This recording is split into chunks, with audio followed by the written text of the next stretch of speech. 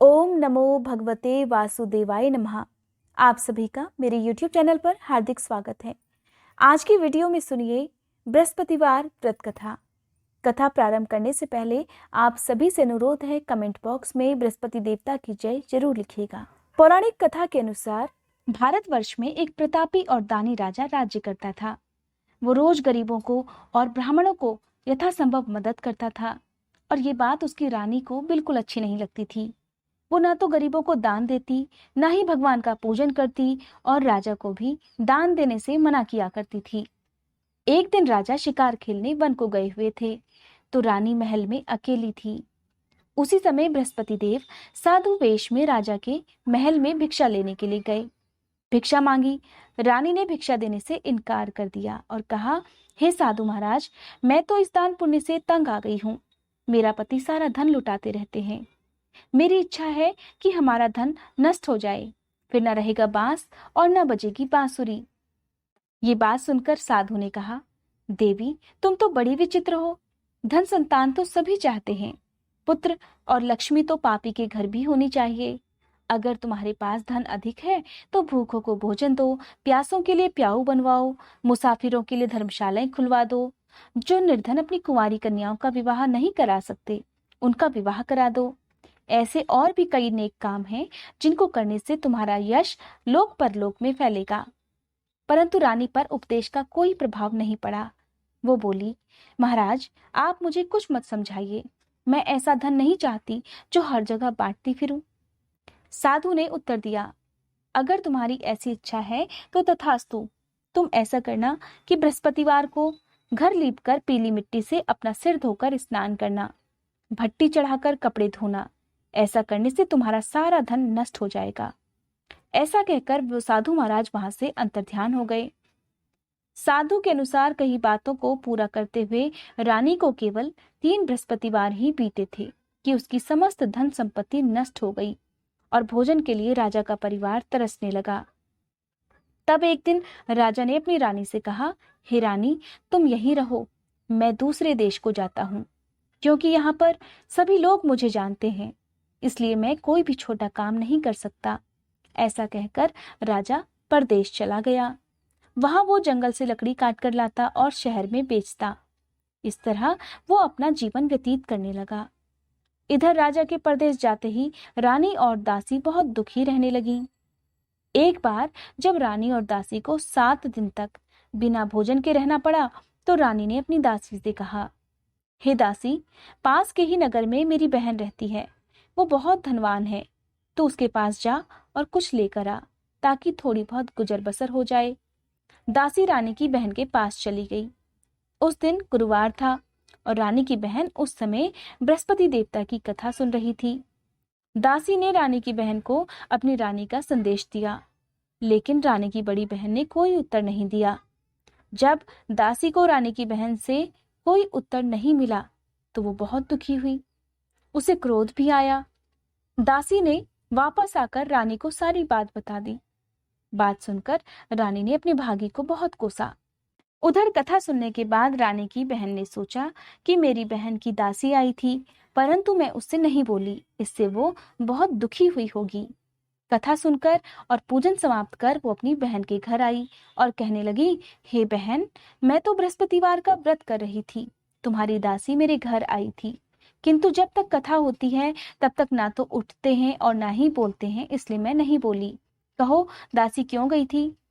रानी बोली, बहन, तुमसे क्या छुपाऊं, हमारे घर में तो खाने तक का अनाज नहीं था। ऐसा कहते कहते रानी की आंखें भर आई। उसने दासी समेत पिछले 7 दिनों से भूखे रहने की बात अपनी बहन को विस्तार पूर्वक बता दी। रानी की बहन बोली, देखो बहन, भगवान बृहस्पति देव सभी की मनोकामनाओं को पूर्ण करते हैं। देखो, शायद तुम्हारे घर में अनाज रखा हो। पहले तो रानी को विश्वास नहीं हुआ, पर बहन के आग्रह करने पर उसने अपनी दासी को अंदर भेजा तो उसे सचमुच अनाज से भरा हुआ एक घड़ा मिल गया। ये देखकर दासी को बड़ी हैरानी हुई। दासी रानी से कहने लगी, हे रानी, जब हमको भोजन नहीं मिलता तो हम व्रत ही तो करते हैं, इसलिए क्यों न इससे व्रत और कथा की विधि पूछ ली जाए, ताकि हम भी व्रत कर सकें। तब रानी ने अपनी बहन से बृहस्पतिवार के व्रत के बारे में पूछा। उसकी बहन ने बताया, बृहस्पतिवार के व्रत में चने की दाल और मुनक्का से विष्णु भगवान का केले की जड़ में पूजन करें, दीपक जलाएं, व्रत की कथा सुने और पीला ही भोजन करें।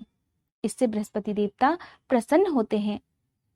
व्रत और पूजन की विधि बताकर रानी की बहन तो अपने घर को लौट गई। 7 दिन के बाद जब गुरुवार आया तो रानी और दासी ने व्रत रखा। घुड़साल में जाकर चना और गुड़ लेकर आई, फिर उससे केले की जड़ और भगवान विष्णु का पूजन किया। अब पीला भोजन कहाँ से आए, इस बात को लेकर दोनों बहुत दुखी थी। क्योंकि उन्होंने व्रत रखा था, इसलिए बृहस्पति देवता उनसे बहुत प्रसन्न थे। इसलिए वे एक साधारण व्यक्ति का रूप धरकर 2 थालों में सुंदर पीला भोजन दासी को देकर चले गए। भोजन पाकर दासी बहुत प्रसन्न हुई और फिर रानी के साथ मिलकर दोनों ने भोजन किया। उसके बाद वे सभी गुरुवार को व्रत और पूजन करने लगी। बृहस्पति भगवान की कृपा से उनके पास फिर से धन संपत्ति आ गई, परंतु रानी पहले की तरह फिर से आलस करने लगी। रानी को देखकर दासी बोली, देखो रानी, तुम पहले भी इसी तरह से आलस करती थी। तुम्हें धन रखने में कष्ट होता था, इसी कारण तुम्हारा सारा धन नष्ट हो गया। अब जब भगवान बृहस्पति देवता की कृपा से धन मिला है तो तुम्हें फिर से आलस होता है। रानी को समझाते हुए दासी कहने लगी कि बड़ी मुसीबतों के बाद हमने ये धन पाया है, इसलिए हमें दान पुण्य करना चाहिए, भूखे लोगों को भोजन कराना चाहिए और धन को शुभ कार्यों में खर्च करना चाहिए, जिससे तुम्हारे कुल का यश बढ़ेगा, स्वर्ग की प्राप्ति होगी और पितृ भी प्रसन्न होंगे। दासी की बात मानकर रानी अपना धन शुभ कार्यों में खर्च करने लगी, जिससे पूरे नगर में उनका यश फैलने लगा। उधर राजा एक लकड़हारे का जीवन जीने लगा। वो रोज जंगल जाता, लकड़ियां काट कर लाता। एक दिन राजा अपनी दशा को याद करके व्याकुल होने लगा और वो जंगल में ही एक पेड़ के नीचे आसन जमाकर बैठ गया। उस दिन बृहस्पतिवार था। एकाएक उसने देखा कि निर्जन वन में एक साधु महाराज प्रकट हुए। साधु वेश में वे स्वयं बृहस्पति देवता थे। लकड़हारे के सामने आकर बोले, हे लकड़हारे, इस सुनसान जंगल में तुम चिंतामग्न क्यों बैठे हो? लकड़हारे ने दोनों हाथ जोड़कर प्रणाम किया और उत्तर दिया, महात्मा जी, आप सब कुछ जानते हैं, मैं क्या कहूँ। ऐसा कहकर वो रोने लगा और साधु को अपनी आप बीती सुना दी। सुनकर साधु ने कहा, तुम्हारी स्त्री ने बृहस्पति के दिन बृहस्पति भगवान का निरादर किया, जिसके कारण रुष्ट होकर उन्होंने तुम्हारी ये दशा कर दी। अब तुम चिंता को दूर करके मेरे कहने पर चलो तो तुम्हारे सारे कष्ट दूर हो जाएंगे और भगवान पहले से भी अधिक संपत्ति देंगे। तुम बृहस्पति के दिन कथा किया करो। 2 पैसे के चने मुनक्का लाकर उनका प्रसाद बनाओ और शुद्ध जल से लोटे में शक्कर मिलाकर अमृत तैयार करो। कथा सुनने के बाद अपने सारे परिवार और सुनने वाले प्रेमियों में अमृत और प्रसाद बांटकर खुद भी ग्रहण करो। ऐसा करने से भगवान तुम्हारी सब मनोकामनाएं पूरी करेंगे। साधु के ऐसे वचन सुनकर लकड़हारा बोला, हे प्रभु, मुझे लकड़ी बेचकर इतना पैसा नहीं मिलता जिससे भोजन करने के बाद कुछ बचा सकूं। मैंने रात में अपनी स्त्री को व्याकुल देखा है। मेरे पास कुछ भी नहीं जिससे मैं उसकी खबर मंगा सकूं। साधु ने कहा, हे लकड़हारे, तुम किसी बात की चिंता मत करो। बृहस्पति के दिन तुम रोजाना की तरह लकड़ियां काटकर शहर को जाना। तुमको रोज से 2 गुना धन प्राप्त होगा, जिससे तुम भलीभांति भोजन कर लोगे और बृहस्पति देव की पूजा का सामान भी आ जाएगा। इतना कहकर साधु देवता अंतर्ध्यान हो गए। साधु ने कहा, हे लकड़हारे, तुम किसी बात की चिंता मत करो। बृहस्पति के दिन तुम रोजाना की तरह लकड़ियां लेकर शहर को जाना। तुमको रोज से 2 गुना धन प्राप्त होगा, जिससे तुम भलीभांति भोजन कर लोगे और बृहस्पति देवता की पूजा का सामान भी आ जाएगा। इतना कहकर साधु अंतर्ध्यान हो गए। धीरे धीरे समय बीतने पर फिर वही बृहस्पतिवार का दिन आया। लकड़हारा जंगल से लकड़ी काटकर किसी शहर में बेचने गया। उसे उस दिन और दिन से अधिक पैसा मिला। राजा ने चना गुड़ आदि लाकर गुरुवार का व्रत किया। उस दिन से उसके सभी क्लेश दूर हुए। परंतु जब दोबारा गुरुवार का दिन आया तो बृहस्पतिवार का व्रत करना वो भूल गया। इस कारण बृहस्पति भगवान नाराज हो गए।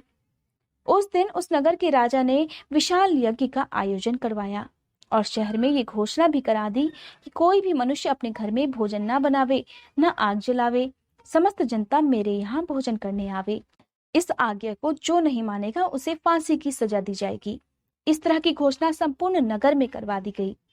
राजा की आज्ञा अनुसार शहर के सभी लोग भोजन करने गए, लेकिन लकड़हारा कुछ देर से पहुंचा, इसलिए राजा उसको अपने साथ घर लिवा ले गए और ले जाकर भोजन करा रहे थे तो रानी की दृष्टि उस खूंटी पर पड़ी जिस पर उसका हार लटका हुआ था।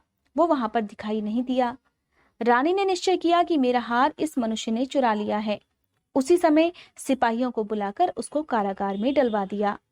जब लकड़हारा कारागार में पड़ गया और बहुत दुखी होकर विचार करने लगा कि ना जाने कौन से पूर्व जन्म के कर्म से मुझे ये दुख प्राप्त हुआ है, और उसी साधु को याद करने लगा जो कि जंगल में मिला था। उसी समय तत्काल बृहस्पति देव साधु के रूप में प्रकट हुए और उसकी दशा को देखकर कहने लगे, अरे मूर्ख, तूने बृहस्पति देव की कथा नहीं करी, इसी कारण तुझे आज ये दुख मिला है। अब चिंता मत कर, बृहस्पतिवार के दिन कारागार के दरवाजे पर 4 पैसे पड़े मिलेंगे। उनसे तू बृहस्पति देव की पूजा करना, तेरे सभी कष्ट दूर हो जाएंगे। बृहस्पतिवार के दिन उसे 4 पैसे मिले। लकड़हारे ने कथा कही।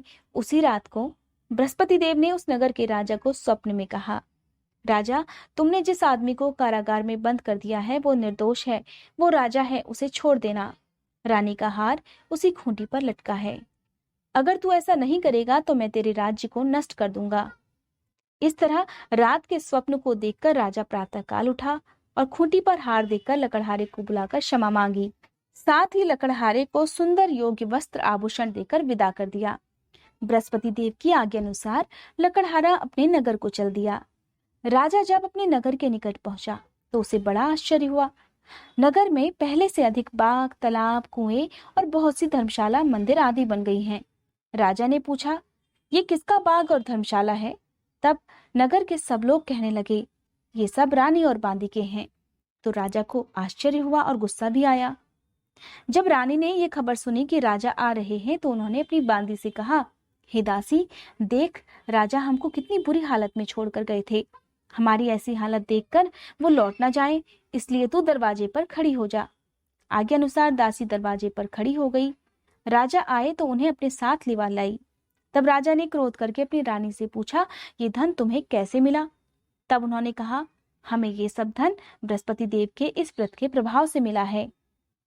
राजा ने निश्चय किया कि 7 रोज बाद तो सभी बृहस्पति देव की पूजा करते हैं, परंतु मैं प्रतिदिन दिन में 3 बार कहानी और रोज व्रत किया करूंगा। अब हर समय राजा के दुपट्टे में चने की दाल बंधी रहती और दिन में वो 3 बार कहानी कहता।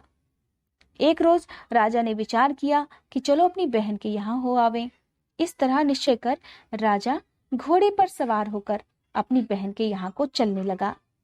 मार्ग में उसने देखा कि कुछ आदमी एक मुर्दे को लिए जा रहे हैं। उन्हें रोककर राजा कहने लगा, अरे भाइयों, मेरी बृहस्पतिवार की कथा सुन लो। वे बोले, लो, हमारा तो आदमी मर गया है, इसको अपनी कथा की पड़ी है। परंतु कुछ आदमी बोले, अच्छा कहो, हम तुम्हारी कथा भी सुनेंगे। राजा ने दाल निकाली और जब कथा आधी हुई थी कि मुर्दा हिलने लग गया, और जब कथा समाप्त हो गई तो राम राम कहकर वह मनुष्य उठकर खड़ा हो गया। आगे मार्ग में उसे एक किसान खेत में हल चलाता मिला। राजा ने उसे देखकर उससे कहा, अरे भैया, तुम मेरी बृहस्पति देव की कथा सुन लो। किसान बोला, जब तक मैं तेरी कथा सुनूंगा तब तक 4 हरैया जोत लूंगा। जा अपनी कथा किसी और को सुनाना। इस तरह राजा आगे चलने लगा। राजा के हटते ही बैल पछाड़ खाकर गिर गए और किसान के पेट में बड़ी जोर का दर्द होने लगा। उस समय उसकी माँ रोटी लेकर आई। उसने जब ये देखा तो अपने पुत्र से सब हाल पूछा और बेटे ने सभी हाल कह दिया।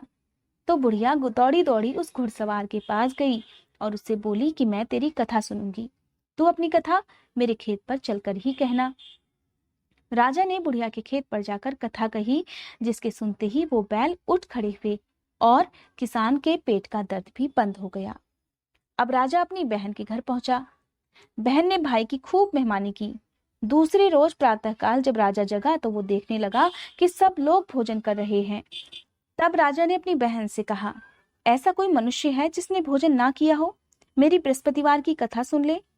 बहन बोली, हे भैया, ये देश ऐसा ही है। पहले यहाँ लोग भोजन करते हैं, बाद में अन्य काम करते हैं।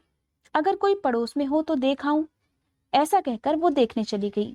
परंतु उसे कोई ऐसा व्यक्ति नहीं मिला जिसने भोजन ना किया हो। अतः वह एक कुम्हार के घर गई जिसका लड़का बीमार था। उसे मालूम हुआ उनके यहाँ 3 रोज से किसी ने भोजन नहीं किया है। रानी ने अपने भाई की कथा सुनने के लिए कुम्हार से कहा तो वो तैयार हो गया। राजा ने जाकर बृहस्पतिवार की कथा कह दी, जिसको सुनकर उसका लड़का ठीक हो गया। अब तो राजा की प्रशंसा होने लगी। एक रोज राजा ने अपनी बहन से कहा, हे बहन, हम अपने घर को जाएंगे, तुम भी तैयार हो जाओ। राजा की बहन ने अपनी सास से कहा। सास ने कहा, हाँ चली जा, परंतु अपने लड़कों को मत लेकर जाना, क्योंकि तेरे भाई के कोई औलाद नहीं है। बहन ने अपने भैया से कहा, हे भैया, मैं तो चलूंगी, पर कोई बालक नहीं जाएगा। राजा बोला, जब कोई बालक नहीं चलेगा तब तुम भी क्या करोगी? बड़े दुखी मन से राजा अपने नगर को लौट आया। राजा ने अपनी रानी से कहा, हम निर्वंशी हैं, हमारा मुंह देखने का धर्म नहीं है, और कुछ भोजन आदि नहीं किया। रानी बोली, हे प्रभु, बृहस्पति देव ने हमें सब कुछ दिया है, वो हमें औलाद अवश्य देंगे। उसी रात को बृहस्पति देव ने राजा से स्वप्न में कहा, हे राजा उठ, सभी सोच त्याग दे, तेरी रानी गर्भ से है। राजा को यह बात सुनकर बड़ी खुशी हुई। 9वें महीने रानी के गर्भ से एक सुंदर पुत्र पैदा हुआ। तब राजा बोला, हे रानी, स्त्री बिना भोजन के रह सकती है, पर बिना कहे नहीं रह सकती। जब मेरी बहन आए तब तुम उससे कुछ मत कहना। रानी ने सुनकर हाँ कर दी। अब जब राजा की बहन ने ये शुभ समाचार सुना तो वो बहुत खुश हुई और बधाई लेकर अपने भाई के यहाँ आई। तब रानी ने कहा, घोड़ा चढ़कर तो नहीं आई, गधा चढ़ी आई। राजा की बहन बोली, भाभी, मैं इस प्रकार ना कहती तो तुम्हें औलाद कैसे मिलती? बृहस्पति देव ऐसे ही हैं, जैसी जिसके मन में कामनाएं हैं सभी को पूर्ण करते हैं। जो सद्भावना पूर्वक बृहस्पतिवार का व्रत करता है और कथा पढ़ता है या दूसरों को सुनाता है, बृहस्पति देव उसकी सभी मनोकामनाएं पूरी करते हैं। हे बृहस्पति देवता, इस कथा को कहने, सुनने और हुंकारा भरने वाले सभी भक्तों की मनोकामना पूर्ण करना। बोलो बृहस्पति देवता की जय।